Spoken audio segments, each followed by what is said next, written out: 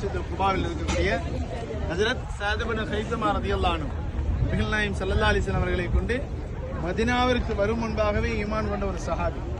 நபிகள் நாயகம் ஸல்லல்லாஹு அலைஹி வஸல்லம் அவர்களுடைய வரலாற்றில் பைஅத்துல் அக்கபாவினுடைய உடன்படிக்கையில் முதல் அக்கபா, இரண்டாவது அக்கபான்னு 3 அக்கபா உடன்படிக்கை நடந்துச்சு. அதுல ஆரம்பத்தில் 17 சஹாபாக்கள், அடுத்து 70 பேர், அடுத்து 100 பேர் வந்து என்ன செஞ்சாங்க, நபிகள் நாயகம் ஸல்லல்லாஹு அலைஹி வஸல்லம் ஈமான் கொண்ட 3 பேர், 16 பேர், 100 பேர், இப்படி 3 வகையா என்ன செஞ்சாங்க. மதீனாவாசிகள் எங்க வந்து ஈமான் கொண்டாங்க? மக்காவில் வந்து ஈமான் கொண்டாங்க. அதுல அக்கபத்து சானியா என்று சொல்லக்கூடிய நபிகள் நாயகம் ஸல்லல்லாஹு அலைஹி வஸல்லம் 52வது வயதில் நடைபெற்ற அந்த உடன்படிக்கையில் என்ன செஞ்சவங்க வந்து கலந்து கொண்டு ஈமான் கொண்ட ஒரு சஹாபியாரு இந்த ஸஅத் இப்னு ஹைஸமா ரலியல்லாஹு அன்ஹு. நபிகள் நாயகம் ஸல்லல்லாஹு அலைஹி வஸல்லம் அவர்கள் புனித மக்காவிலிருந்து மதீனாவிற்கு வந்த பொழுது அவர்கள் வந்து தங்குவதற்காக வேண்டி தேர்ந்தெடுத்த ஒரு வீடு, யாருடைய வீடு? ஸஅத் இப்னு ஹைஸமா ரலியல்லாஹு அன்ஹுடைய வீடு இருந்த இடம் இந்த இடம். சரியா? அதன் நினைவாக தான் இந்த இது போட்டிருக்காங்க போர்டு.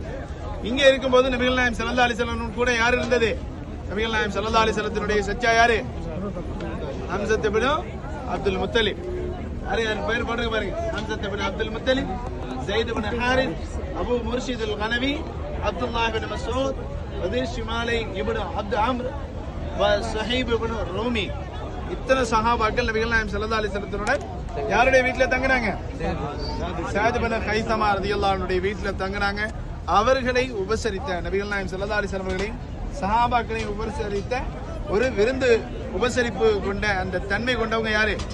ஸஅத் இப்னு ஹைஸமா. நபி அவர்களுடைய வருகைக்கு முன்பாகவே ஈமான் கொண்டதனால நபிகள் நாயகம் ஸல்லல்லாஹு அலைஹி வஸல்லம் இங்கே வந்து என்ன செஞ்சாங்க? முதல்ல மதீனாவுக்கு வெளியில இங்கதான் தங்கினாங்க. அவங்களுடைய வீட்டுல தான் இருந்தாங்க. அங்கே இருக்கும் பொழுது இஸ்லாமிய கல்வியை, குர்ஆனை, தொழுகை எல்லாத்துக்கும் என்ன செஞ்சாங்க? கற்றுக் கொடுக்கறதுக்கு நபிகள் நாயகம் ஸல்லல்லாஹு அலைஹி வஸல்லம் அந்த வீட்டை ஒரு காரணமா என்ன செஞ்சாங்க? பயன்படுத்தினாங்க. அல்லாஹ்வுடைய கிருபையினால் அவங்க என்னது ஹிஜ்ரி 2ல பத்ர் யுத்தத்தில் ஷஹீதான, இந்த யுத்தத்துல பத்ர் யுத்தத்தில் ஷஹீதான ஒரு அன்சாரி சஹாபி, அவுஸ் இலையை சார்ந்த ஒரு சஹாபி. அவுஸ் ஹஸ்ரஜ்னு 2 கூட்டம் சொன்னேன். மதீனாவாசிகள்ல 2 கூட்டம் இருந்துச்சு.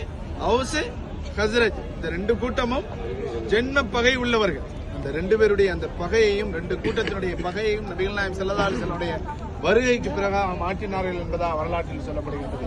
அப்படிப்பட்ட வரலாறு சிறப்புமிக்க ஒரு சஹாபியுடைய வீடு இருந்த இடம் தான் இந்த இடம்.